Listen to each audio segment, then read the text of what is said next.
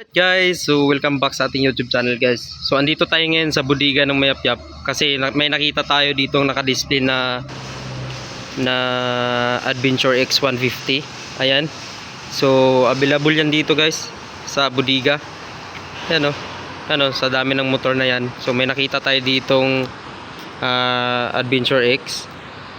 So may kulay black tsaka red. Ayan, tatlong red tsaka white. Meron siyang white. So yan yung mga kulay niya na available guys. So ayan, so 5 yung andito ngayon sa bodega. Yan napakaganda. So ilang deliver na to guys dito. So i-distribute din nila to sa mga outlet. So andito muna ngayon sa bodega ng Mayapyap. Ayan yan guys, so available na. Wow. So yun.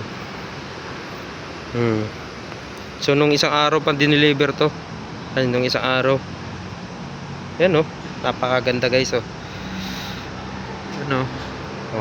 lahat ng mga nagtatanong kung available yung Adventure X, available guys. So visit lang guys sa mga store ng Rusi. Ayan Adventure X water cooled 4 valve. Ayan, napakaganda guys. Sarap ng hangin. So meron pa siyang dito lagayan, tapos ito yung sa niya, sa fuel tank. Ayan, so ito yung funnel niya guys. Tapos ito naman yung mga switch. Ayan, so yan guys visit lang kayo dito guys. Yan, sa lahat ng Rusi, yan, available yan. Marami pa tayong mga unit dyan iba-iba. Naka CBS yung kanya, yung disc brake.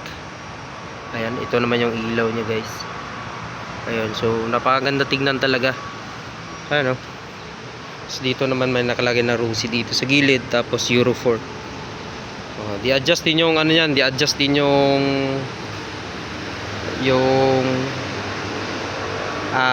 visor nya. Di-adjust din yan guys. So yan, mga Rusi dyan. So yun yung mga dito guys. Tuwing may deliver, ayan, makikita natin dito.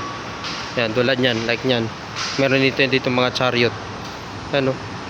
Chariot. Ayan guys. So visit lang kayo guys sa lahat ng mga store kasi available na yung Adventure X na 150 natin. Okay? So yun lang. Bye bye.